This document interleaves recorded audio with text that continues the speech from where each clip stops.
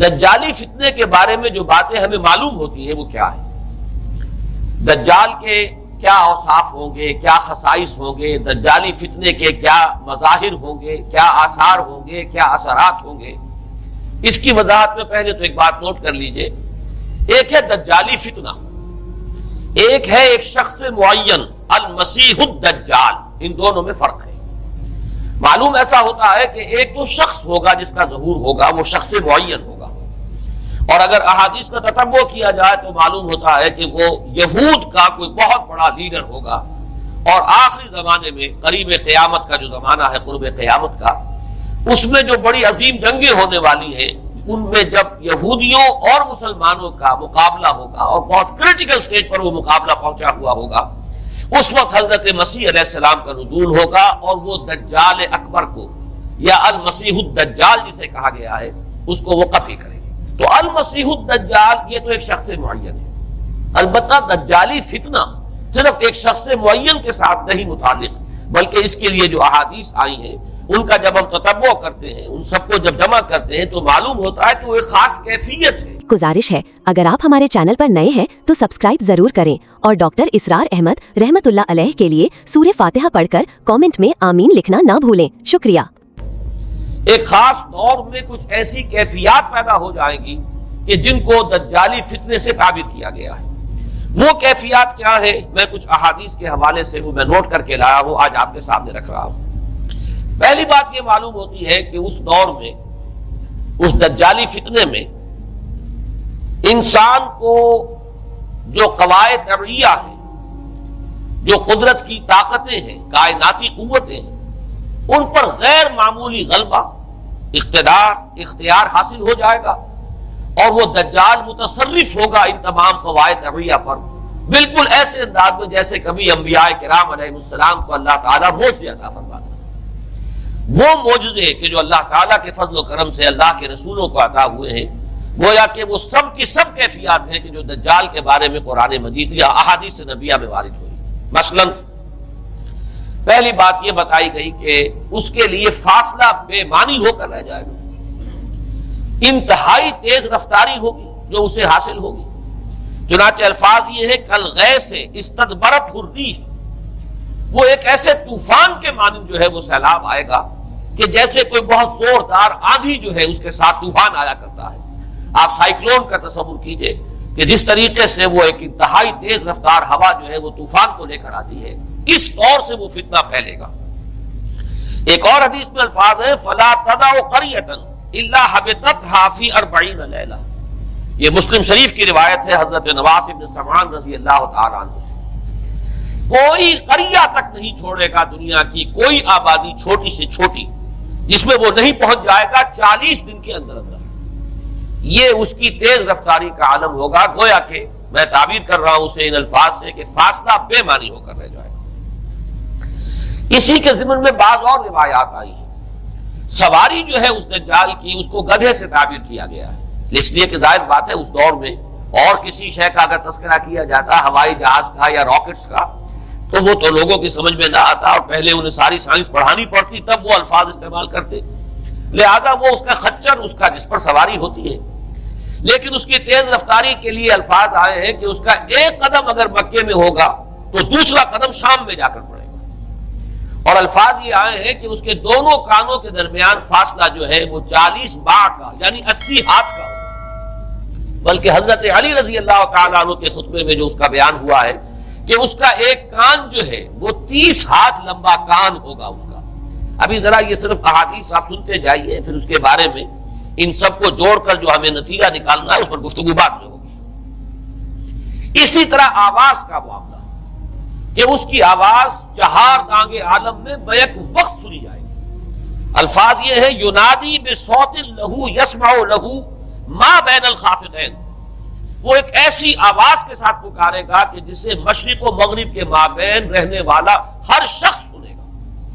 اس کی آواز جو ہے گویا کہ وہ تمام فاصلوں کے جو پردے ہیں اس کے لیے وہ حائل نہیں رہیں گے، بلکہ یہ کہ اس کی آواز جو ہے پوری دنیا میں مشرق و مغرب میں بیک وقت سنائی دے گی۔ تیسری بات معلوم ہوتی ہے کہ علاج معالجہ وہ اس انتہا کو اور عمل جراحی اس انتہا کو پہنچ جائے گا. یہاں وہ الفاظ آئے ہیں جو قرآن مجید میں حضرت مسیح کے معجزات کے لیے آئے. حضرت مسیح کے الفاظ میں ابرئ الاکمہ والابرص کہ میں مادر ذات اندھے کو اور جو کوڑھ کا مرض تو ان دونوں کو میں ٹھیک کر دیتا ہوں. حضرت مسیح علیہ السلام صرف ہاتھ پھیرتے تھے اور مادر ذات جو نابینا ہے اندھا بینائی اس کی آ جاتی تھی اور کوڑھی جو ہے اس کے جسم پر ہاتھ پھیرتے تھے اس کا کوڑھ درست ہو جاتا. ابرئ الاکمہ والابرص وہی الفاظ آئے حدیث میں کہ دجال کو یہ قدرت حاصل ہو جائے گی.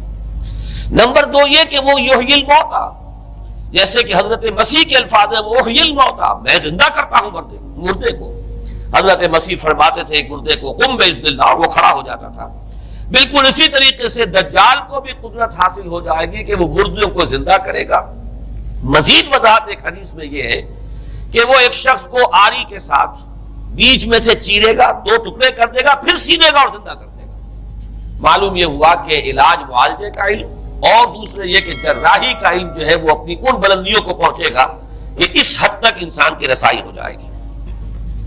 چوتھی بات اس کو زمین اور فضا پر اس قدر غلبہ حاصل ہو جائے گا. الفاظ یہ حدیث کے یامر السماء فتمطر وہ آسمان کو حکم دے گا بارش برسا اور وہ بارش برسائے گا. والارض فتنبت اور زمین کو حکم دے گا کہ فصلیں اگا اور وہ اگائے گی. وَيَمُرُّ بِالْخَرْبَةِ فَيَقُولُ لَهَا اُخْرُجِي كُنُوزَكَ اور وہ کسی ویرانے پر سے گزرے گا اور اسے حکم دے گا ویران چٹیل میدان اور حکم دے گا کہ اپنے خزانے نکال اور فرمایا اس کا نتیجہ یہ نکلے گا فَتَتَّبِعُهُ كُنُوزُهَا تو اس زمین کے جو خزانے ہیں وہ نکل کے اس کے ساتھ چلنے شروع ہو جائیں گے. زمین پر قدرت فضا پر قدرت بارش کا حکم ہوگا وہ بارش ہو جائے گی آسمان بارش برسائے گا زمین اپنے خزانے اگل دے گی. 5ویں بات وَيُبْعَثُ مَعَهُ الشَّيَاطِينُ عَلَى صُورَةِ مَن مَاتَ اس کے ساتھ کچھ ایسے شیاطین مبعوث ہوں گے کہ جو ان صورتوں کو اختیار کریں گے ان لوگوں کی جو مر چکے من الآباء والامہات والمعارف جو آباء و اجداد اور مائیں اور دادیاں اور جو بھی جان پہچان والے لوگ ہیں جو فوت ہو چکے ہوں گے وہ ان کی صورت اختیار کریں گے. فَتَأْتِيَ أَحَدَهُمْ فَيَقُولُ أَلَسْتُ فُلَانًا أَلَسْتَ تَعْرِفُنِي پھر وہ آئے گا اور وہ شیاطین آئیں گے اور انسان سے کسی سے بات کریں گے کیا تم مجھے نہیں پہچانتے کیا میں تمہارا فلاں رشتہ دار نہیں ہوں. اپنی نشانیاں بیان کریں گے اور لوگ پہچانیں گے. یہ وہ احادیث ہے کہ جن کا جو نتیجہ نکلتا ہے اس کو پہچان لیجئے. وہ نتیجہ یہ ہے کہ حضور صلی اللہ علیہ وسلم نے دجالی فتنے کے جو اوصاف بیان کیے یا جو علامات بیان کی ان کا حاصل یہ ہے کہ سائنس اور ٹیکنالوجی کی وہ بلندیاں انسان کو حاصل ہو جائیں گی کہ جو چیزیں کبھی رسولوں کے معجزوں سے ظہور پذیر ہوتی تھی وہ قوانین طبیعہ پر تصرف کے باعث خود انسان کرنے لگے گا. یہ ہے در حقیقت حاصل. چنانچہ آج آپ دیکھیے وہ جو اس کا گدھا ہے وہ ہمارے آج کل کے ہوائی جہاز ہے اور آپ کو معلوم ہے کہ یہ رڈار جو ہے ان کے ہوائی جہازوں کے یہ بالکل اینڈز پر ہوتے ہیں ان کے بازوؤں پر اور یہی ان کے کان ہیں. انہی سے انہیں وہ معلومات حاصل ہوتی ہیں. خود ان کی لمبائی چوڑائی جو ہے وہ کتنی ہے اور پھر یہ کہ ان کے درمیان فصل جو ہے وہ 80 ہاتھ کا یا 40 بار کا وہ موجود ہے. اور جہاز کی ایک اڑان اب تو کہیں بات پہنچ گئی کہ آپ کو معلوم ہے کہ پوری دنیا کے گرد بھی ایک جہاز جو ہے وہ چکر لگا لیتا ہے چند گھنٹوں کے اندر. لیکن یہ ہے کہ عام جو رفتار ہے اس میں بھی ایک پڑاؤ سے دوسرے پڑاؤ تک ایک جگہ سے جس کو ہاپ کرنا کہتے ہیں یہ بھی کم سے کم 500-700 میل کا عام طور پر سفر جو ہے وہ جہاز طے کر رہا ہے. اسی طریقے سے ہماری جو سائنس کی خاص طور پر جو طبی سائنس ہے اب اس میں جس طریقے سے کہ زندہ رکھا جاتا ہے انسانوں کو اور وہ ویجیٹیبل چاہے کہا گیا ہے ان کو ہیومن ویجیٹیبلز لیکن یہ کہ دل کی دھڑکن بھی چلائے جا رہے ہیں خوراک بھی پہنچا رہے ہیں آدمی جو ہے وہ زندہ سال ہر سال تک زندہ پڑا رہتا ہے. اور یہ کہ سرجری بعض جانوروں پر تو یہ بات ہو چکی ہے کہ کاٹے گئے ہیں اور پھر ان کو سی دیا گیا ہے جوڑ دیا گیا ہے. یہ تمام جو بھی معجزے ہیں اس وقت سائنس دکھا رہی ہے. اسی طرح اگر یہ معجزہ دیکھنا ہو کہ زمین لقو تک زمین جہاں کہیں کوئی آثار نہیں تھے کسی ایک پتے تک کے اگنے کے اگر وہاں لہلہاتے ہوئے آپ کو چمن دیکھنے ہو تو ویسے سب سے پہلے تو یہ معاملہ ہوا تھا اسرائیل نے جو کر کے دکھایا تھا لیکن اب تو آپ ابو ظبی چلے جائیے سعودی عرب میں چلے جائیے. سعودی عرب کے اندر حال یہ ہے کہ آپ اگر ہوائی جہاز سے سفر کریں ریاض سے جدہ تک تو آپ کو جگہ جگہ بڑے سرکولر پیچز نظر آئیں گے جہاز سے نہایت گرین، اور اس کے اندر جو ہے آرٹیفیشل اریگیشن کے ذریعے سے اور بہت عمدہ وہاں کاشت ہو رہی ہے، اور بہت خوبصورت فارمز جو ہیں وہ تمام کے تمام سرکولر پیچز، اس لیے کہ جو اریگیشن ہوتی ہے وہ ان ویلز کے ذریعے سے ہوتی ہے کہ جو ایک سرکل میں چلتے ہیں اور پانی کی وہ آرٹیفیشل بارش جو ہے وہ ہوتی رہتی ہے۔ باقی یہ کہ فضا سے آرٹیفیشل رین، یہ تو بہت ہی سادہ سی بات ہے کہ فضا کے اندر ایٹماسفیرک کنڈیشنز کو ذرا تبدیل کیا جائے تو بارش آ جاتی ہے۔ اور باقی رہ گیا آواز کا یہاں سے وہاں جانا، وہ تو آواز ہی نہیں، یہ تو آپ صورتیں دیکھ رہے ہیں۔ آپ کو نیو یارک میں بیٹھا ہوا خطاب کرے، آپ پوری دنیا کے اندر جہاں چاہیں وہ آل ورلڈ اینٹینا آپ کے پاس صرف ہونا چاہیے، باقی ہے کہ آپ دنیا کے کسی بھی گوشے میں بیٹھے ہوئے کسی شخص کا خطاب یہ وہ سن سکتے ہیں۔ تو معلوم یہ ہوا کہ در حقیقت یہ جو دجالی فتنہ ہے، یہ جس کے اوصاف جو بیان کیے گئے، ابھی میں اس کو لفظ فتنہ سے تعبیر نہیں کر رہا، اسے جس چیز نے فتنہ بنایا وہ ابھی میں آپ سے عرض کروں گا، لیکن یہ جتنے اوصاف حدیث میں آئے ہیں، جتنی صفات بیان ہوئی ہیں، جو کوائف وہاں سامنے آ رہے ہیں، ان سب کا حاصل تو ایک لفظ میں یہ ہے کہ سائنٹیفک ڈیولپمنٹ اور ٹیکنالوجیکل ڈیولپمنٹ وہ اس درجے کی ہو جائے گی کہ قواعد طبیعیہ پر، فورسز آف دی نیچر پر انسان کو تصرف اور تسلط حاصل ہو جائے گا، اور وہ انہیں استعمال کرے گا، اور اس طریقے سے اس کے اندر وہ ساری کی ساری کیفیات جیسے کہ آج ہم دیکھ رہے ہیں اپنی نگاہوں کے سامنے وہ پیدا ہو جائیں گی۔ اب سوال یہ ہے کہ اس شے کو فتنہ کس چیز نے بنایا؟ یہ بات سمجھ لیجیے، جہاں تک سائنسی ترقی کا تعلق ہے، تکنیکی ترقی کا تعلق ہے، یہ چیزیں فی الاصل فتنہ نہیں ہے، یہ تو وہ علم آدم الاسماء کلہا کا ظہور ہے۔ اللہ تعالیٰ نے ازل میں حضرت آدم علیہ السلام کو جو صلاحیت عطا فرما دی تھی، یہ ایکسفولیشن ہے اس کا ظہور ہے۔ جیسے کہ آم کی گٹھلی میں آم کا درخت ہے، لیکن ظاہر بات ہے کہ اس کو درخت بننے میں وقت لگتا ہے، پہلے وہ 2 پتے نکلتے ہیں، پھر وہ بڑھتا ہے معاملہ، کئی سال میں جا کر وہ درخت جو ہے وہ جوان ہوگا، وہ پھل دے گا۔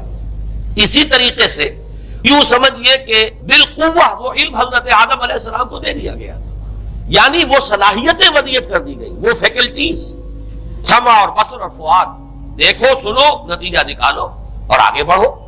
آپ نے چیز دیکھی، ایک سنی، نتیجہ نکالا، اس کو نوٹ کیا، آگے بڑھے، پھر کوئی چیز دیکھی، پھر کوئی سنی، اپنے سابق جو نتیجہ آپ نے نکال کر محفوظ کیا تھا اپنی میموری میں، اس کے ساتھ اس کو ٹیلی کیا، کوئی اور نتیجہ نکل آیا اور آگے بڑھے۔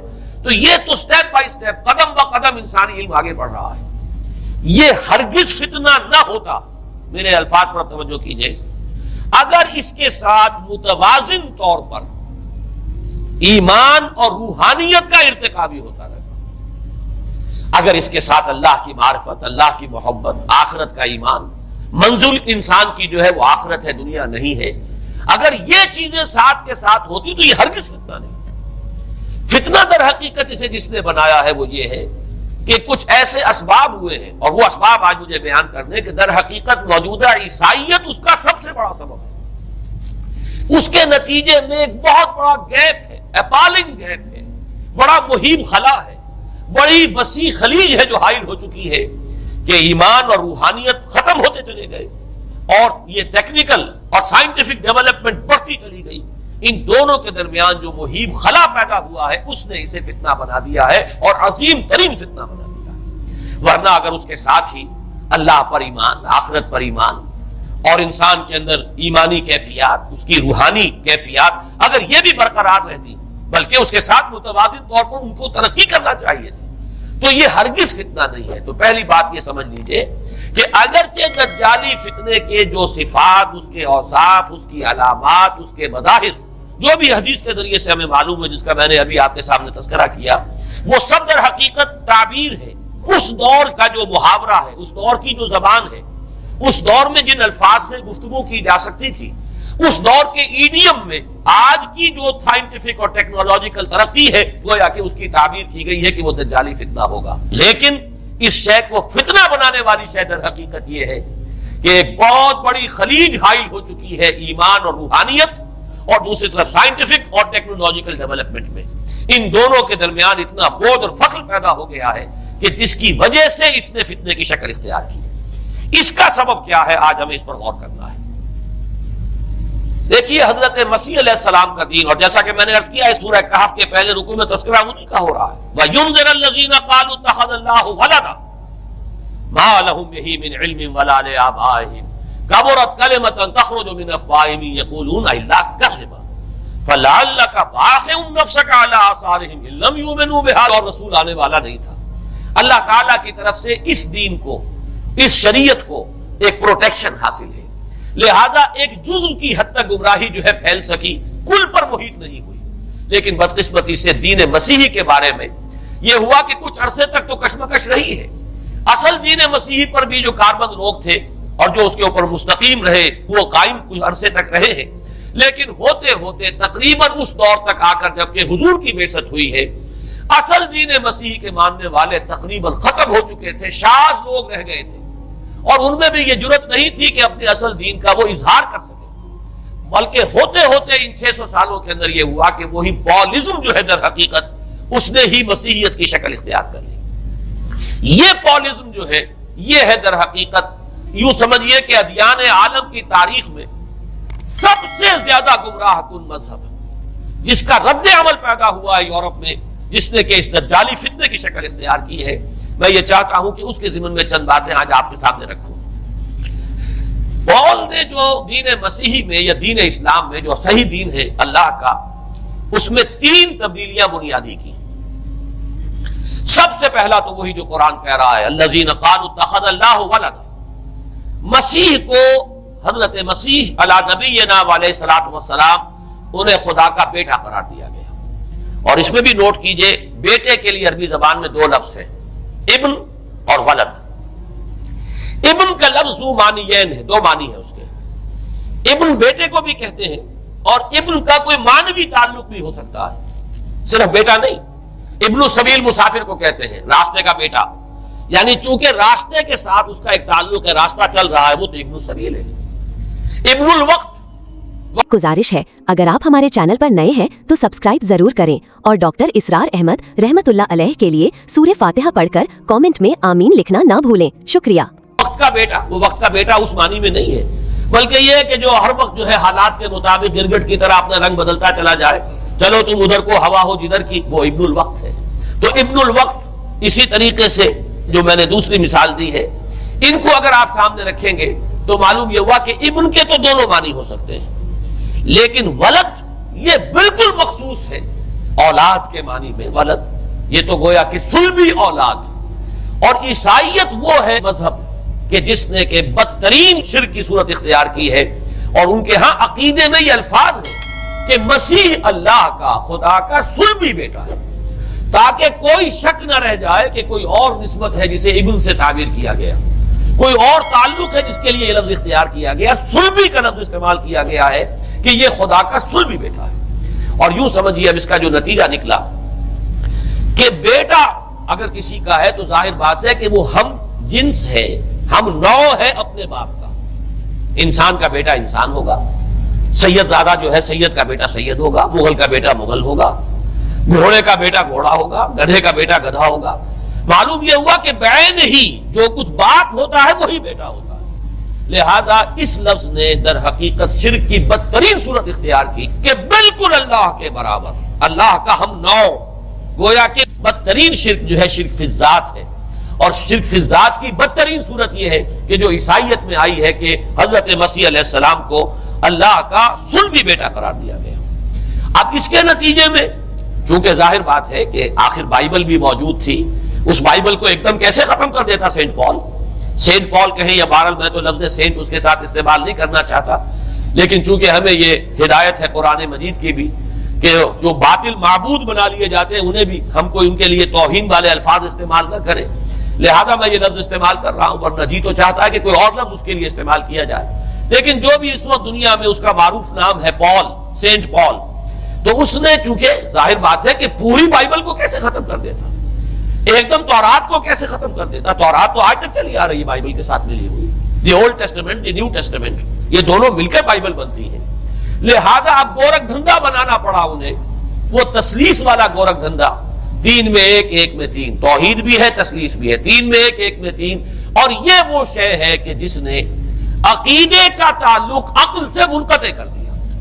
اس لیے سمجھ میں آنے والی بات ہی نہیں، 3 میں 1، 1 میں 3، ایک گورکھ دھندا ہے۔ نتیجہ انہوں نے یہ نکالا کہ ڈوگما در حقیقت اس کا عقل سے کوئی تعلق نہیں، ڈوگما بس عقیدہ ہے، اور اس عقیدے ہی کے اوپر سارے دین کی بنیاد ہے، باقی وہ عقل میں آئے نہ آئے، عقل کے لیے قابل قبول ہو یا نہ ہو۔ یہ بات اچھی طرح سمجھ لیجئے کہ اگرچہ ہمارے ہاں بھی ہم بھی یہ بات کہتے ہیں کہ بہت سے حقائق جو ہے کائنات کے وہ ایسے ہیں کہ جن تک عقل کی رسائی نہیں ہے، اس کے لیے ہم مجبور ہیں، محتاج ہیں وحی کی ہدایت کے۔ لیکن 2 چیزوں میں فرق کیجئے، ایک ہے عقل سے ماورا ہونا اور ایک ہے عقل کے خلاف ہونا، ان دونوں چیزوں میں زمین و آسمان کا فرق ہے۔ ایک وہ حقائق ہے کہ جو عقل از خود ان تک رسائی حاصل نہیں کر سکتی، لیکن جب وہ سامنے آتے ہیں تو عقل تسلیم کرتی ہے کہ ہاں یہ بات سمجھ میں آتی ہے۔ ایک وہ چیزیں ہیں کہ جن کو عقل تسلیم نہیں کرتی، تو ایک ہے مخالف عقل، ایک ہے ورائے عقل، ان دونوں میں زمین و آسمان کا فرق ہے۔ ہمارے دین میں تو عقل کو اپیل کیا گیا ہے، لعلکم تعقلون، لعلہم یعقلون اولو الالباب الذین یعقلون۔ اب ظاہر بات ہے کہ عقل کو ہاتھو برہانکم ان کنتم صادقین، لاؤ دلیل اپنی، تو دلیل سے عقل سے اپیل کی گئی۔ اور اس میں وہ رشتہ جو میں نے کئی مرتبہ بیان کیا علامہ اقبال کے اشعار کے حوالے سے کہ عقل گو آستاں سے دور نہیں، اس کی قسمت میں پر حضور نہیں، اور گزر جا عقل سے آگے کہ یہ نور چراغ راہ ہے، منزل نہیں ہے۔ منزل تک تو عقل نہیں پہنچائے گی لیکن راستہ تو دکھاتی ہے، اور جب کہ وحی کی روشنی سامنے آتی ہے تو عقل اس کی تصدیق کرتی ہے۔ یہ ہے ہمارا موقف اور یہ ہے عقلی معقول موقف۔ لیکن عیسائیت نے، بلکہ کہنا چاہیے پالزم نے، مجھے یہاں پر لفظ عیسائیت اب استعمال کرنا نہیں چاہیے اس لیے کہ حضرت عیسیٰ سے اب اس کی نسبت نہیں رہی، حضرت عیسیٰ سے اس کی نسبت جو ہے یہ مس نومر ہے، یہ غلط نام ہے۔ دی 100 کا مصنف جو ہے ڈاکٹر مائیکل ہارٹ، اس نے یہ بہت بڑی بات کہی، اس نے کہا در حقیقت موجودہ جو عیسائیت ہے اسے پالزم کہنا چاہیے، یہ پالزم ہے، کرسچینٹی نہیں ہے۔ اس لیے کہ در حقیقت حضرت مسیح علیہ السلام کی تعلیم جب تک وہ دنیا میں تھے وہ یہ نہیں تھی کہ جو پال نے دی۔ البتہ اس نے پال کو بہت بڑا شخص مانا، اس میں کوئی شک نہیں، اس لیے کہ اس نے تاریخ کے ایک دھارے کا جو ہے وہ رخ موڑ دیا ہے، اللہ تعالیٰ کے صحیح دین کو گویا کہ قلع قمع کر کے ایک نیا دین اس طریقے سے پھیلایا ہے کہ آج بھی شاید دنیا میں کثیر ترین تعداد عیسائیت ہی کے نام لیواؤں کی ہے، واللہ عالم، یا شاید گوتم بدھ کے ماننے والوں کی ہے۔ بہرحال یہ کہ بہت بڑی تعداد میں آج حضرت مسیح علیہ السلام کی طرف جو منسوب ہے غلط طور پر دین، اس کے نام لیوا دنیا میں ہے۔ اس اعتبار سے وہ یقیناً اس کا تو حق رکھتا ہے کہ اس کا نام بھی اس کتاب میں آئے کہ جس نے تاریخ کے اوپر اثرات اپنے پیدا کیے۔ اور حضرت مسیح علیہ السلام جب تک دنیا میں تھے، عیسائیت کی حقیقت بنی اسرائیل یا یہودیت کے ایک فرقے سے زیادہ نہیں تھی، ڈیٹیچ نہیں ہوا تھا یہ دین حضرت موسیٰ علیہ السلام کے دین سے، لیکن یہ کہ پال نے اسے بالکل ایک مستقل بذات ایک جدا گانا دین کی شکل دے دی ہے، تو یہ پالزم ہے۔ پالزم نے در حقیقت سب سے پہلا کام یہ کیا کہ عقل سے بالکل تعلق منقطع کر دیا۔ عقیدہ، ڈوگما، ڈوگما جو ہے وہ خلاف عقل، جو بات عقل میں آئے نہ آئے بس ماننی ہے۔ تو پہلی تو یوں سمجھیے کہ نقب جو لگی ہے دین کے اندر وہ اس تسلیس کے حوالے سے، اور تسلیس کا گورکھ دھندا خلاف عقل، لہذا ڈوگما کی جو کا لفظ جو استعمال ہوا ہے کہ بس اس کو تو ہم مانیں گے چاہے وہ عقل کے لیے قابل قبول ہو چاہے نہ ہو۔ دوسرا، اس سے بھی زیادہ آپ دیکھیے ایک سے ایک بڑھ کر اینٹ رکھی جا رہی ہے، خشت اول چونے حد میں مار کر تاثریہ امیر ابد دیوار میں چھو۔ دوسرا، کفارے کا عقیدہ جو مبنی ہے صلیب کے عقیدے پر۔ مسیح نے انتہائی ذلت کی موت، یعنی صلیب کی موت جو ہے وہ خود کہتے ہیں کہ انتہائی ذلت کی موت ہے۔ یہ ذلت کی موت کا پیالہ اس لیے پیا تاکہ اس کے ماننے والوں کی طرف سے کفارہ ادا ہو جائے۔ مسیح کفارہ ادا کر چکا ہے، اب جو شخص بھی مسیح کو مان لے گا اس کی گویا کہ نجات ہو گئی، اس کا عمل سے کوئی تعلق نہیں، عمل ہو نہ ہو، بد کردار ہو، اچھا کردار والا ہو، نیک ہو، بھلا ہو، جیسا بھی ہو، برا ہو، بدماش ہو، لچا ہو، لفنگا ہو، مسیح کو مان لے صرف ماننے پر، اس لیے کہ مسیح تو اس کی طرف سے کفارہ پیش کر چکا، سارے گناہوں کا کفارہ جو ہے مسیح نے انتہائی ذلت آمیز موت جو ہے قبول کر کے گویا کہ اپنے ماننے والوں کے تمام گناہوں کا کفارہ دے دیا ہے۔ یہ دوسرا عقیدہ، اس کا نتیجہ کیا نکلا؟ تسلیس نے عقل سے تعلق توڑ دیا تھا مذہب کا، اس نے عمل سے تعلق توڑ دیا۔ ڈوگما ہی ڈوگما ہے، نہ عقل سے کوئی تعلق نہ عمل سے کوئی تعلق، کوئی تعلق نہیں رہا۔ دین کی جڑیں جو ہے دونوں اعتبار سے، دین تو نام ان دو چیزوں کا، الا الذین آمنوا وعملوا الصالحات، دونوں کی گویا کہ جڑیں منہدم ہو گئی، بنیادیں منہدم ہو گئی، جڑیں کاٹ دی گئی کہ نہ اس کا تعلق عقل کے ساتھ ہے نہ عمل کے ساتھ ہے۔ تیسری بات آئی ہے، اس نے کہا شریعت منسوخ۔ یہ عجیب ہے، دیکھیے جسے آئرنی آف فیٹ کہتے ہیں انگریزی زبان میں۔ ابھی تک بائبل کے اندر سینٹ میتھیو کے جو روایت ہے، متی کی انجیل جسے کہا جاتا ہے gospel of the lord according to saint Matthew, اس میں جو سرمن آف دی ماؤنٹ ہے، ایک واعظ ہونے کے اعتبار سے واقعتاً میں اس کی عظمت کا بڑا قائل ہوں، عظیم ترین واعظ ہے دنیا کا۔ اس کے شروع میں یہ الفاظ موجود ہیں، don't think I have come to destroy law, ہرگز یہ نہ سمجھنا کہ میں شریعت کو ختم کرنے آیا ہوں۔ وہ یہ کہہ کر گئے تھے کہ شریعت موسوی تم پر لاگو رہے گی، عائد رہے گی، لیکن پال نے تیسرا نقب لگایا، شریعت ساقط کر دیا۔ اس کی ضرورت کیوں محسوس ہوئی یہ بھی سمجھ لیجئے۔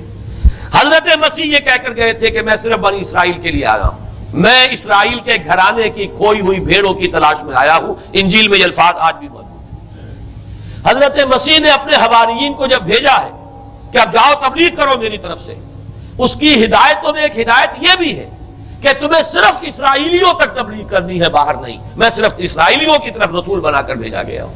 یہ الفاظ بھی موجود ہیں، اگرچہ اس وقت کے انجیل میں جو الفاظ ہیں وہ تو میں سمجھتا ہوں کہ حضرت مسیح علیہ السلام کے شایان شان نہیں ہے، وہاں کوئی نہ کوئی تحریف ہوئی ہے لفظی، اس لیے کہ وہاں تشبیہ دی گئی ہے کہ کوئی اپنے بچے کے حصے کی روٹی جو ہے کتے کے آگے نہیں ڈالتا۔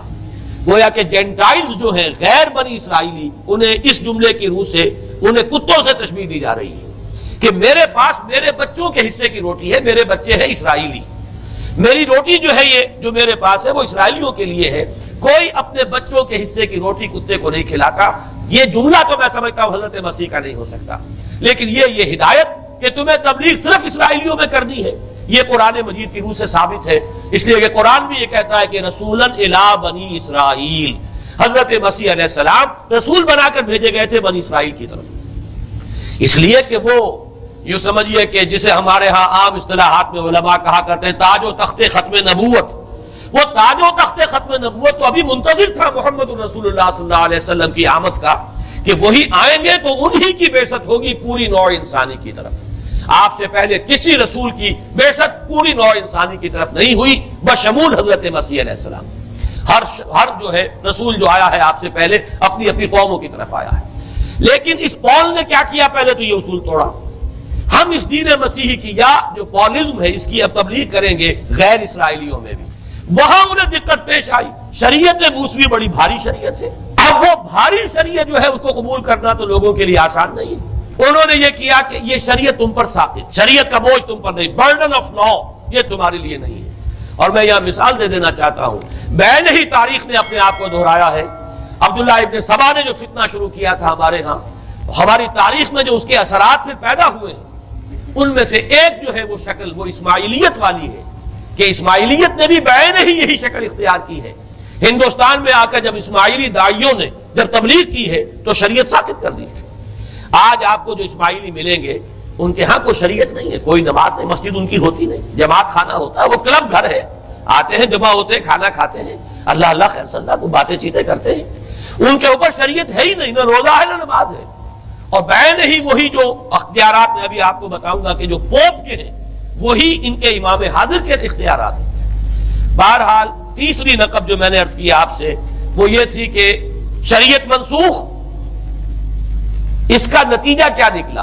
اب دیکھیے ذرا غور کیجئے، ایک بہت بڑا خلا پیدا ہو گیا، وہ خلا کون پر کرے گا؟ شریعت کے بارے میں سارے اختیارات اب پوپ کو حاصل ہیں، وہ جس چیز کو چاہے حلال کر دے، جس چیز کو چاہے حرام کر دے، جس چیز کو چاہے قرار دے دے کہ یہ ممنوع ہے، جس چیز کی چاہے اجازت دے دے، اس لیے کہ اب شریعت تو رہی نہیں، خلا ہے، اس میں سوالات تو پیدا ہو گئے، یہ کام کیا جائے یا نہ کیا جائے، کون کرے گا؟ تو جب شریعت ختم ہوئی تو سارا اختیار پوپ کے ہاتھ میں آ گیا ہے۔ یہ میں بعد میں ذرا اور تفصیل سے بتاؤں گا کہ کیسے کیسے اختیارات پھر مذہبی طبقے کے ہاتھ میں آئے ہیں۔ اس کے نتیجے میں تاریخ انسانی میں ورسٹ فارم آف تھیوکریسی پیدا ہوئی۔ تھیوکریسی کسے کہتے ہیں؟ جو آج کی اصطلاح میں گالی، تھیوکریسی۔ قائد اعظم کے جملے آپ نے کئی پڑھے ہوں گے، اسلام میں کوئی تھیوکریسی نہیں ہے، مذہبی طبقے کی حکومت نہیں ہے اسلام میں، اور 100% درست ہے۔ تھیوکریسی کہتے ہیں ایک مذہبی حلقے کی، مذہبی طبقے کی حکومت، اس کے ہاتھ میں اختیارات آ جائے. اور قرآن مجید میں اسی وجہ سے ان کے اوپر الزام لگایا گیا اتخذوا احبارهم ورهبانهم اربابا من دون اللہ. انہوں نے اپنے علماء اور صوفیوں کو اللہ کے سوا اپنے معبود بنا لیا. حضرت عدی ابن حاتم رضی اللہ تعالیٰ عنہ جب ایمان لائے، یہ حاتم طائی جو مشہور ہے سخاوت میں، ان کے بیٹے ہیں، قبیلہ طے سے ان کا تعلق ہے. حاتم طائی تو طے سے ہے، ان کے بیٹے عدی ہیں، یہ عیسائی تھے. یہ جب ایمان لائے اور پھر انہوں نے قرآن پڑھا تو انہیں ایک اشکال ہوا کہ قرآن مجید میں تو ہم پر الزام لگایا گیا ہے کہ اتخذوا احبارهم ورهبانهم اربابا من دون اللہ.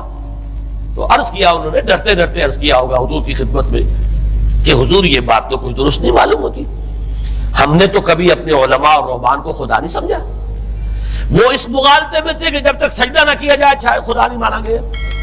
حضور نے پوچھا کیا ایسا نہیں ہے کہ جس چیز کو وہ حلال کہتے تم حلال مان لیتے ہو، جس چیز کو حرام کہتے ہیں حرام مان لیتے ہو؟ جی ہاں یہ تو ہے، یہی تو فرمایا اربابا من دون اللہ ہے. تحلیل و تحریم کا اختیار صرف اللہ کے ہاتھ میں، یا اللہ کے نمائندے کی حیثیت سے اس کے رسول کے پاس ہے جس کو وحی آتی ہے. اس کے بعد کسی کو اختیار نہیں ہے. اجتہاد کر سکتا ہے لیکن اجتہاد کے لیے دلیل دینی ہوگی نص سے.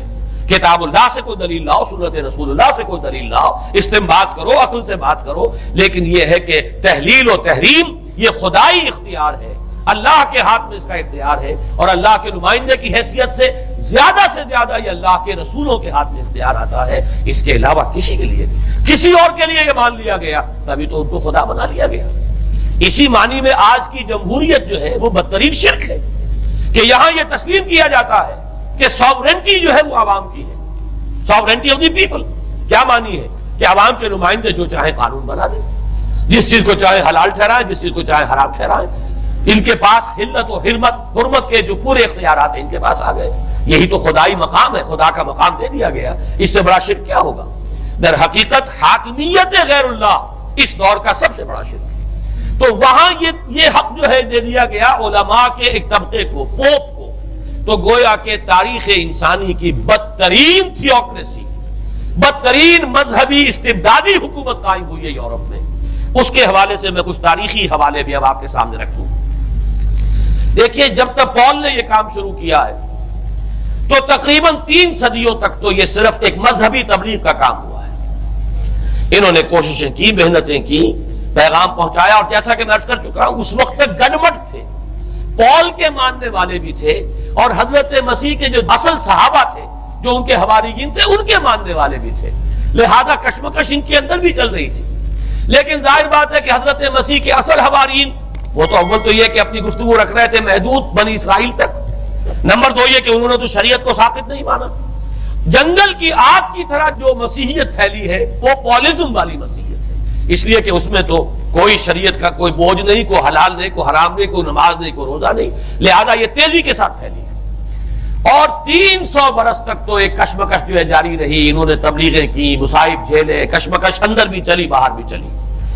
لیکن اس کے بعد قیصر روم کانسٹنٹائن، قسطنطین جسے کہتے ہیں، جس کا یہ قسطنطنیہ ہے، کانسٹنٹائن، اس نے یہ محسوس کیا بالکل اکبر کی طرح، جیسے اکبر نے محسوس کیا تھا کہ میری مملکت کے اندر یہ مذہبی تصادم جو ہے یہ سب سے بڑی یوں سمجھیے کہ انسٹیبلٹی کا سبب ہے.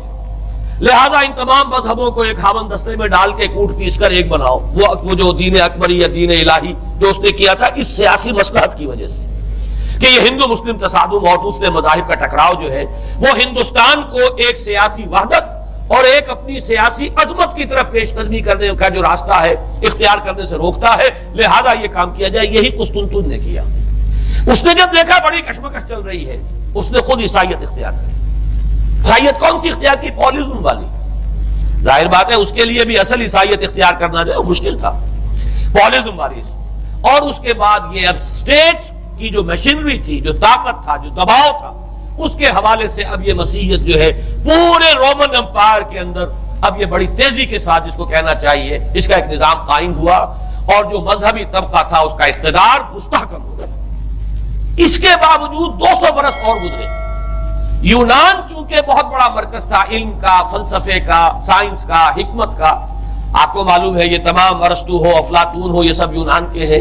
ارشمیدس ہو، یہ تمام کے تمام جو بھی ہے، تو سائنس اور فلسفہ دونوں اس کا گہوارہ یونان تھا۔ یونانی حکما اعتراض کرتے تھے، لہذا سن 529 اس کو نوٹ کر لیجئے، جسٹینین ایک قیصر تھا، اب قسطنطین کے 200 برس بعد اس نے اپنی پوری مملکت میں فلسفہ اور سائنس کی تعلیم حرام قرار دی۔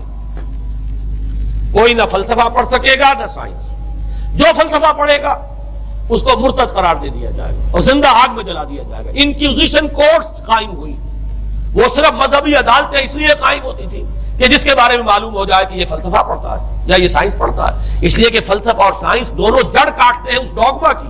وہ ڈوگما جو پولزم والا ڈوگما ہے، اس کی جڑ کھودنے والی ہے دونوں چیزیں، اور چونکہ وہ دونوں عقل کو اپیل کرتی ہیں، یہ ڈوگما عقل کے متضاد ہے، لہذا مذہب کا تحفظ اسی طرح ہو سکتا ہے کہ اب ان دونوں کو بالکل ممنوع قرار دے دیا جائے۔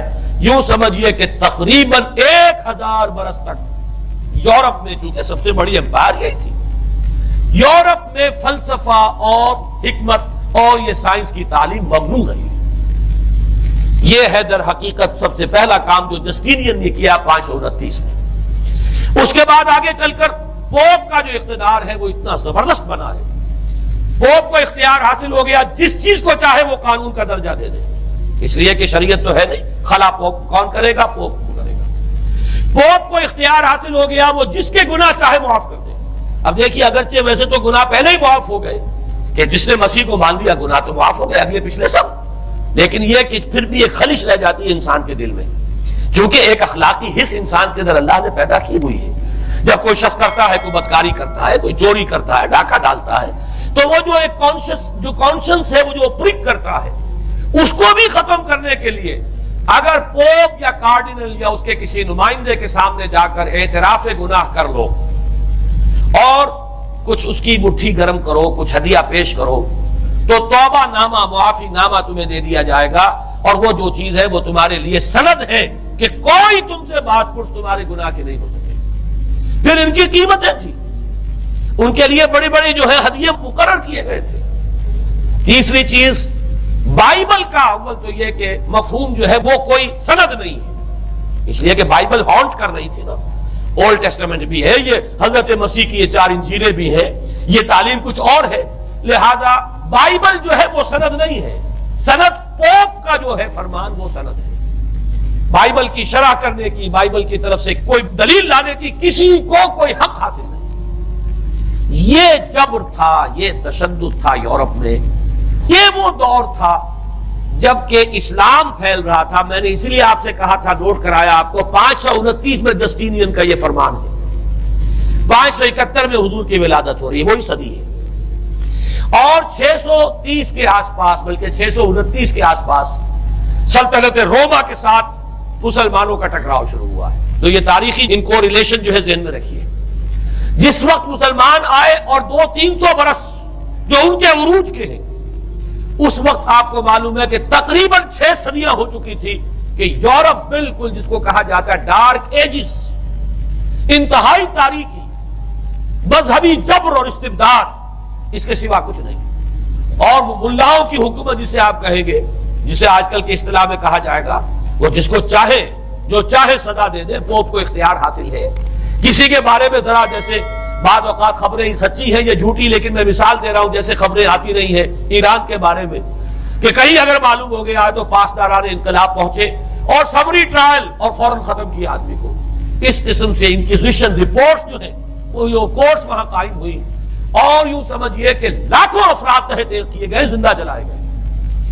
لیکن اس کے بعد جب عالم اسلام میں وہ روشنی پھیلی، اور خاص طور پر بنو عباس کے زمانے میں، اب بھاگ بھاگ کر وہاں جو بھی تھے فلسفے کے اور سائنس کے کوئی دلچسپی رکھنے والے، وہ بھاگ کر عالم اسلام میں آ گئے۔ یہاں اب وہ کتابیں جو ہیں ان کے ترجمے ہوئے، خاص طور پر مامون اور ہارون الرشید کے زمانے کے اندر یہ علم جو ہے ہندوستان سے بھی لیا، یونان سے بھی لیا مسلمانوں نے، اور اس کے بعد یہ غرناطہ اور قرطبہ کی یونیورسٹیوں کے ذریعے سے اس علم نے پینیٹریٹ کیا ہے دوبارہ یورپ میں۔ دیکھیے سرکل کیسے بنا ہے، یونان کا علم آیا ہے پہلے عالم اسلام میں، مڈل ایسٹ میں، اور پھر ادھر سے ہو کر چکر کھا کر اور اسپین کی یونیورسٹیوں کے ذریعے سے یورپ میں انٹروڈیوس ہوا ہے۔ اس وقت پھر اصلاح مذہب کی تحریک شروع ہوئی، اور ساتھ ہی تحریک احیاء العلوم رینیسنس، اس کے نتیجے میں وہاں بیداری پیدا ہوئی. لیکن یہ بیداری اب آپ نوٹ کر لیجئے، ایک تو پروٹیسٹنٹ مذہب پیدا ہوا اور کئی سو برس تک تصادم رہا کیتھولکس کے اندر اور پروٹیسٹنٹس میں. پورے اسلام کی تاریخ میں کبھی اتنے خونی فسادات نہیں ہوئے ہیں، کبھی بھی شیعہ سنی فساد بھی کبھی اتنا نہیں ہوا جتنا کہ کئی سو برس تک رومن کیتھولکس اور پروٹیسٹنٹس کے مابین یورپ میں ہوتا رہا ہے. بلکہ اس میں تو ایسے ایسے واقعات آتے ہیں کہ لگ بھگ 10 لاکھ افراد جو ہیں وہ ختم ہوئے ہیں. یہ آپس کا تصادم جو تھا، پروٹیسٹنٹ مذہب جو پیدا ہوا اصلاح مذہب کی تحریک کے ذریعے سے، اور وہ رومن کیتھولک پاپائیت والا نظام، ان کے درمیان جو تصادم ہوا 10 لاکھ کی تعداد بتائی جاتی ہے کہ آدمی مارے گئے. بلکہ فرانس کا ایک شہر ہے، وہاں تو 19 دن تک مسلسل قتل عام کیا گیا پروٹیسٹنٹس کا، اور وہاں حاملہ عورتوں کے جو ہے پیٹ چاک کر کے بچے نکال کر ان کو بھی جو ہے ختم کیا گیا ہے. یہ سارا ظلم جو ہے وہاں ہوا ہے، تصادم ہوا ہے. اس کے نتیجے میں آپ خود سوچئے کہ کس قدر نفرت پیدا ہوئی عوام کے اندر مذہب سے. اس کے ساتھ ہی اب وہ علم شروع ہوا، سائنس شروع ہوئی. لہذا علم اور سائنس دونوں کی جڑ میں مذہب سے شدید نفرت پیدا ہوئی. یہ ہے وہ سبب کہ جس نے یہاں سے راستے علیحدہ کر دیے. اور مذہب چونکہ جبر کرتا ہے، مذہب چونکہ عقل کے اوپر بیڑیاں بٹھاتا ہے، پہرے بٹھاتا ہے، بیڑیاں ڈالتا ہے، اور مذہب چونکہ تشدد کرتا ہے، لہذا مذہب کے خلاف ایک نفرت، ایک ریئیکشن. یہ ہے اس ساری سائنسی ارتقاء اور سائنٹیفک اور ٹیکنالوجیکل جو ڈیولپمنٹ ہوئی ہے، اس کی جڑ میں مذہب سے نفرت جو ہے اس کے بیج بو دیے گئے. اور یہ 200-250-300 سال میں اب یہ جو تناور درخت بن کر آیا ہے کہ ایک طرف سائنس کی ترقی، ٹیکنالوجی کی ترقی آسمان کو چھو رہی ہے. آج انسان چاند کے اوپر تو انسان کے قدم جو ہے پہنچ چکے ہیں، اور آپ کا ایک راکٹ جو ہے وہ پورے تمام سیارے جو ہیں کہ ہمارے سولر سسٹم کے ہیں ان سب کا چکر لگا کر، اور وہ اس سے باہر چلا گیا ہے، خلا کے اندر کہاں گیا کچھ پتا نہیں. لیکن یہ کہ تقریباً یوں سمجھیے کہ سن 77 کا چلا ہوا وہ، اور 12 برس تک اس نے سفر طے کیا ہے. کم سے کم سولر سسٹم کا جو ہے اس نے پورا جو ہے احاطہ کیا ہے. اور جو میں نے آپ کو وہ احادیث سنائی ان کے حوالے سے بات کیا سمجھ میں آئی کہ یہ سائنٹیفک، ساری کی ساری سائنٹیفک ڈیولپمنٹ، یہ ٹیکنالوجیکل ڈیولپمنٹ، لیکن چونکہ اس کے ساتھ مذہب کا انکار ہے، خدا پر ایمان نہیں ہے، آخرت کا یقین نہیں ہے، روح کا گویا کہ انکار، روحانیت تو بہت دور کی بات ہے، روح کا بھی انکار. نتیجہ یہ ہے کہ ان دونوں چیزوں کے مابین وہ گیپ جسے میں نے کہا تھا ایپالنگ گیپ، ایک بہت بڑا گیپ ہے جو پیدا ہو چکا ہے. اب میں حدیث آپ کو سنا رہا ہوں. بخاری شریف میں جو روایت ہے، حضور نے فرمایا کہ دجال کے ماتھے پر لکھا ہوا ہوگا کافارا، کفر.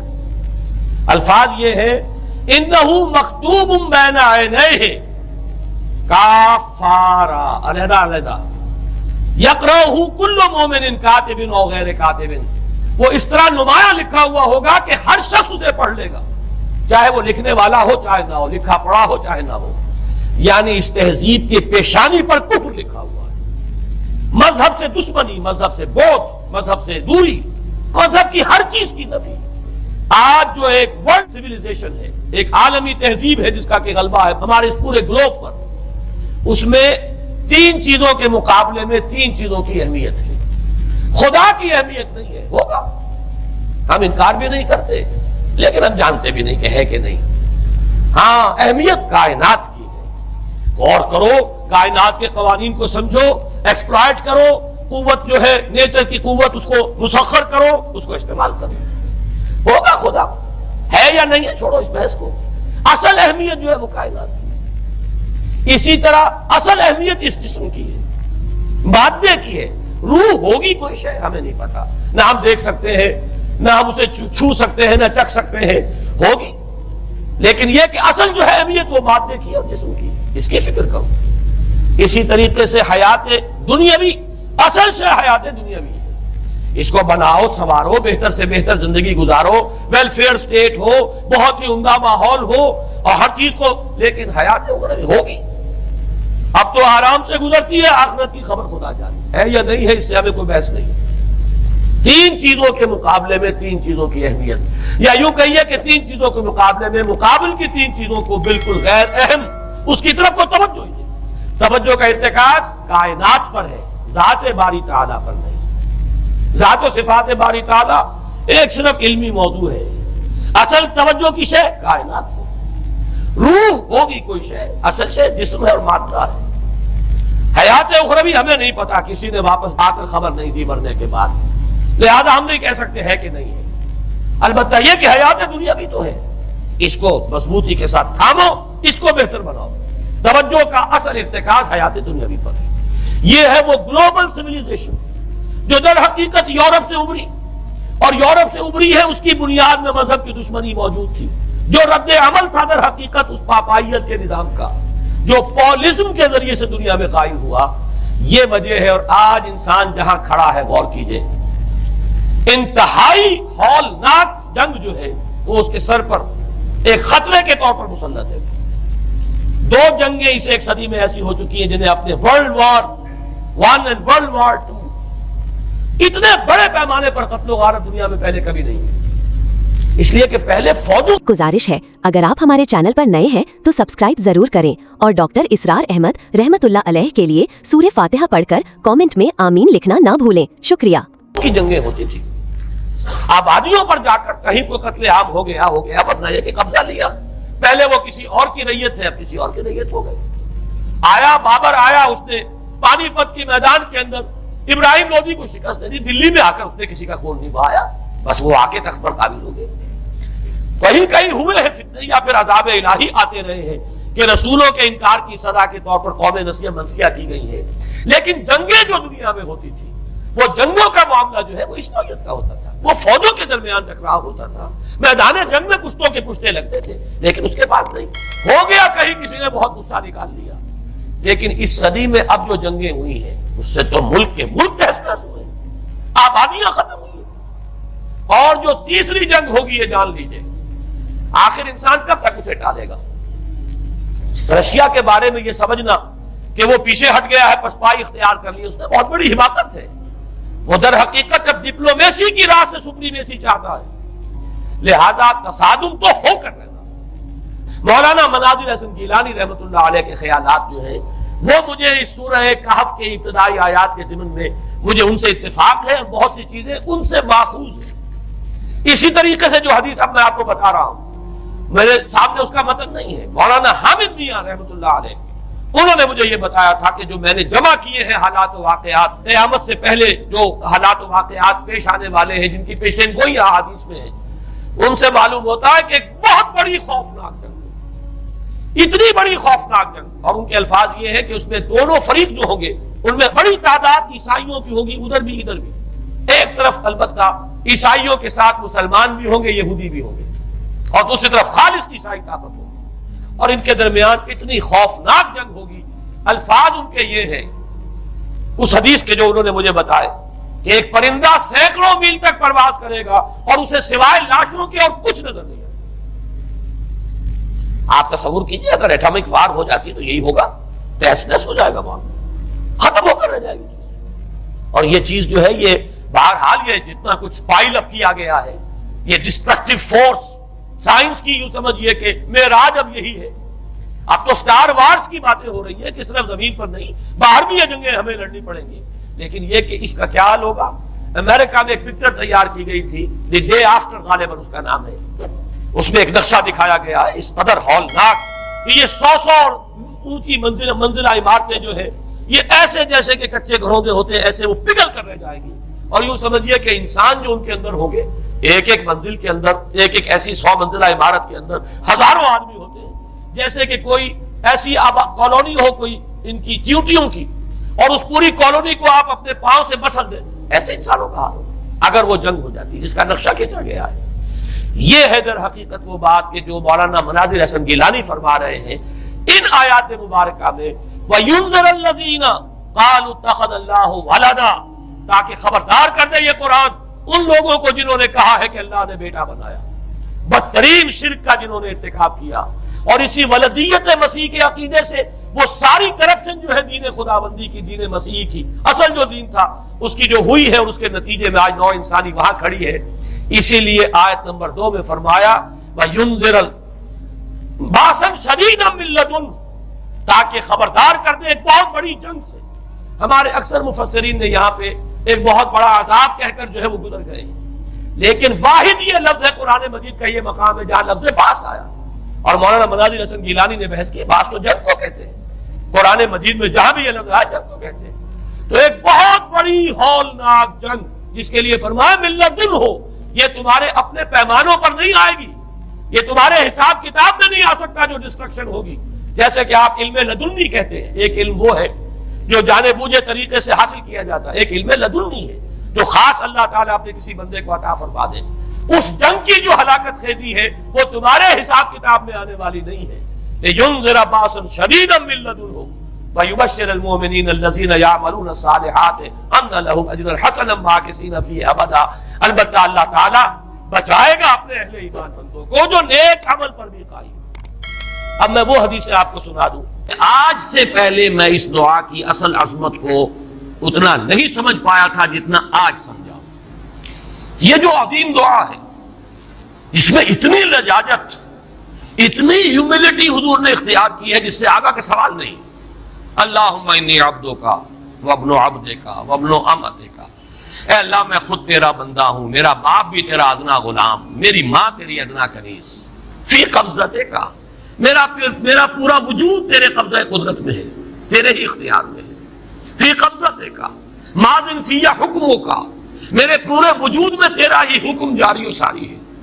عدل فی قضاؤک, اور جو فیصلہ بھی تو میرے بارے میں کرے, جو بھی کرے وہ عدل ہے, انصاف ہے. کہ ہر چساقی ما ریخت عین الطاف.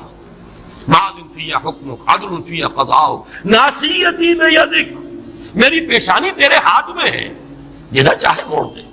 یہ جو اپنی نفی ہے, نفی اس اعتبار سے بھی اپنی انانیت کی نفی, انی عبدک وابن عبدک وابن امتک.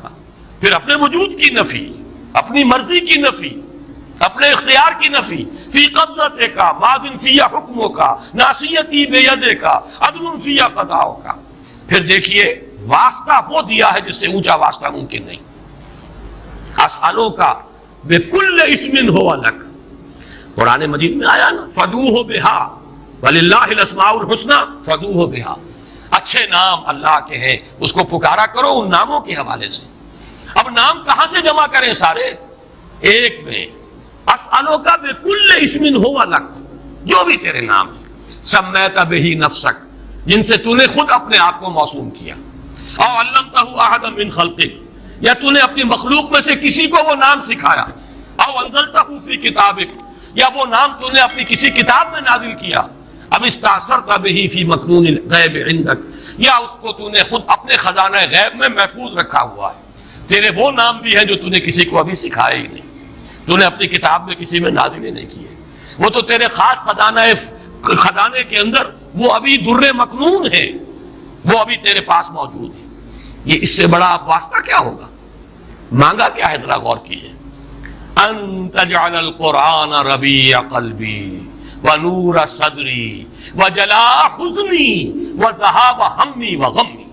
استدعا میں یہ کر رہا ہوں پروردگار, اس قرآن کو میرے دل کی بہار بنا دے, میرے دل کا نور بنا دے. نور صدری, ان تجعل القرآن ربیع قلبی, میرے دل کی بہار, ونور صدری, میرے سینے کا نور, وجلاء حزنی, یہ حزن جو جس سے کہ محمد دو چار ہے صلی اللہ علیہ وسلم, یہ وہ کیفیت جو ہے قبض کی, اس کو دور کرنے کا ذریعہ بنا دے اس قرآن کو.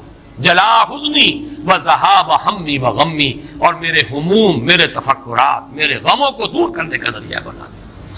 یہ عظیم دعا آج سورۃ الضحیٰ پر غور و فکر کرتے ہوئے, ویسے تو میں تقریباً 30 برس سے اس دعا کا مبلغ ہوں, اس لیے کہ جب میں نے یہاں کام شروع کیا تھا لاہور میں, جو تقریریں کی تھی مسلمانوں پر قرآن مجید کے حقوق کے نام سے جو شائع شدہ ہیں, اس پمفلٹ کے آخر میں نے یہ دعا درج کی ہے.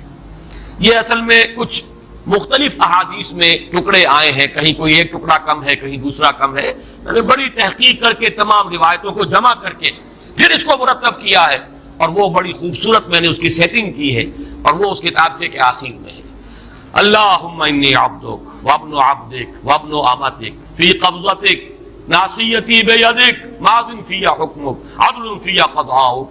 اسألک بکل اسم ہو لک سمیت بہ نفسک او علمتہ احدا من خلقک او انزلتہ فی کتابک او استاثرت بہ فی مکنون الغیب عندک ان تجعل القرآن ربیع قلبی ونور صدری وجلاء حزنی وذہاب ہمی وغمی. یہ وہ کیفیت ہے، اور وہ قرآن جو اس کیفیت میں سب سے زیادہ پر تاثیر ہے وہ یہ قرآن ہے، ان دو صورتوں پر مشتمل قرآن. سورۃ الضحیٰ اہم ہے. هو الذی خلق الموت والحیات، جس نے پیدا کیا، تخلیق فرمایا ہے موت کو بھی اور حیات. اب یہاں پر جہاں تک حیات کا ہمارا تاثر ہے، تصور ہے، وہ تو یہ ہے کہ یہ ایک مثبت وجودی حقیقت ہے، لیکن موت کے بارے میں ایک مغالطہ ذہنوں میں بیٹھا ہوا ہے. بالعموم اس کا بارے میں ذہنوں میں یہ خیال ہے کہ موت معدوم ہو جانے کا نام. چنانچہ بعض جگہ پر تو آپ اکثر و بیشتر تراجم میں بھی دیکھیں گے کہ جیسے قرآن مجید میں سورہ بقرہ کے 30 رکوع میں جو آیت آئی، کیف تکفرون باللہ وکنتم امواتا فاحیاکم ثم یمیتکم ثم یحییکم، وہاں بھی آپ دیکھیں گے کہ موت مقدم، حیات اس کے بعد. لیکن یہ کہ اس موت کے بارے میں اکثر لوگوں کا مغالطہ ہے کہ گویا کہ معدوم کے معنی میں ہم اسے لے رہے ہیں کہ تم معدوم تھے پھر تمہیں اللہ نے زندہ کیا. تو یہاں کیونکہ اس موضوع پر کئی مرتبہ گفتگو ہو چکی ہے، لیکن میں اس جگہ توجہ دلا رہا ہوں. خلق الموت والحیات، موت بھی در حقیقت مخلوق ہے. یہ ایک مثبت حقیقت ہے جس پر کہ تخلیق کا عمل گزرا ہے. یہ موضوع ہے عمل تخلیق کا، یہ ایک مثبت وجودی حقیقت ہے. موت در حقیقت معدوم ہونے کا نام نہیں ہے، اس لیے کہ عدم پر تخلیق کا اطلاق نہیں ہو سکتا. عدم کو پیدا کیا کیسے جائے گا؟ عدم تو در حقیقت جو ہے وہ تخلیق کے بالکل منافی ہو جائے گی، ضد ہو جائے گی. لہذا جیسے زندگی ایک مثبت حقیقت ہے جس پر کہ لفظ تخلیق کا اطلاق ہو رہا ہے، ایسے ہی موت بھی ایک مثبت وجودی حقیقت ہے جس پر کہ عمل تخلیق کا اطلاق ہو. خلق الموت والحیات لیبلوکم ایکم احسن عملا. اب اس میں دیکھیے کہ جہاں تک اس موت کا تعلق ہے جو ہماری زندگی کے بعد آنے والی ہے، اس کے بارے میں تو ہمیں یقین کے ساتھ معلوم ہے کہ وہ معدوم ہونے کی بات نہیں، وہ تو ہمارے ایمان کے بنیادی آرٹیکل جو فیتھ جنہیں کہا جائے گا اس میں شامل ہے. اس لیے کہ موت معدوم ہونے کا نام نہیں ہے، بلکہ موت تو در حقیقت ایک کیفیت سے دوسری کیفیت کو منتقل ہونے کا نام ہے. آخری جو بھی ہمارا اس حصہ ہے زندگی کا وہ حیات اخروی، وہ تو سب سے بڑی حقیقت ہے، سب سے بڑی زندگی ہی وہ ہے. لیکن یہ درمیانی وقفہ بھی معدوم ہونے کا نام نہیں ہے، بلکہ جیسا کہ آپ کو معلوم ہے عالم برزخ میں بھی ایک نوع کی زندگی ہے، حیات برزخی ہے. اس حیات برزخی کے اندر بھی انسان پر کیفیات وارد ہوں گی، جیسے کہ مشہور ہمارے ہاں اصطلاح ہے عذاب قبر. تو صرف عذاب قبر کا معاملہ نہیں ہے بلکہ ثواب قبر کا معاملہ بھی ہے. اس لیے کہ صحیح احادیث میں یہ موجود ہے کہ قبر جو ہے یا جنت کے باغیچوں میں سے ایک باغیچہ اور یا دوزخ کے گڑھوں میں سے ایک گڑھا.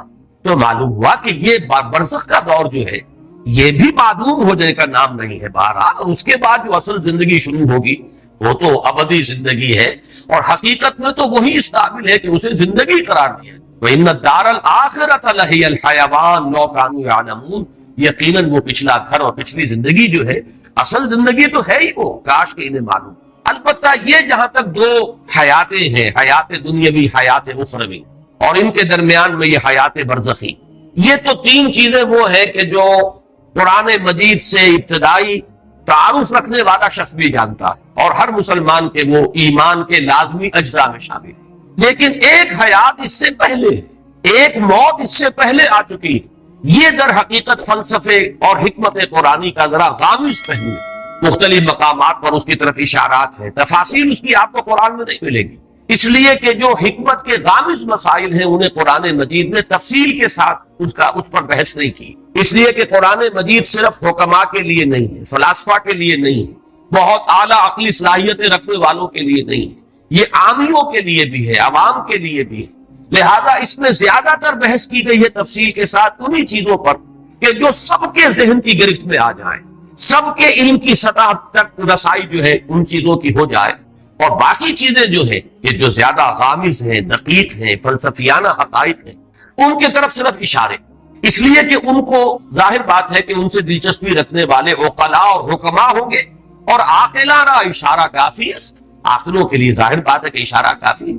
وہ جب وہاں سے گزریں گے وہ ڈیرا لگا کر بیٹھ جائیں گے، جیسے کہ میں نے ابھی آیت آپ کو سنائی، کیف تکفرون باللہ وکنتم امواتا فاحیاکم ثم یمیتکم ثم یحییکم ثم الیہ ترجعون.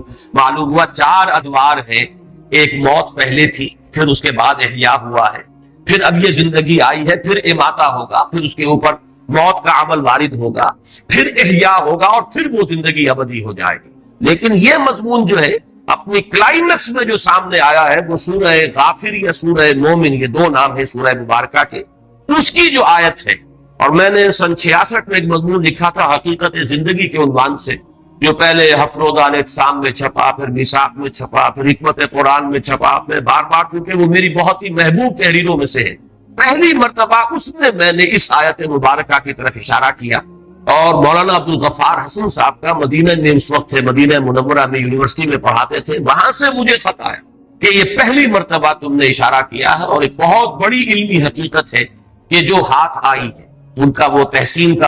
اگر آپ کو ہماری ویڈیو اچھی لگی ہو تو ہمارے چینل کو سبسکرائب ضرور کریں۔ ڈاکٹر اسرار احمد رحمت اللہ علیہ کی وفات کے لیے سورہ فاتحہ پڑھ کر کامنٹ میں آمین لکھیں۔ شکریہ۔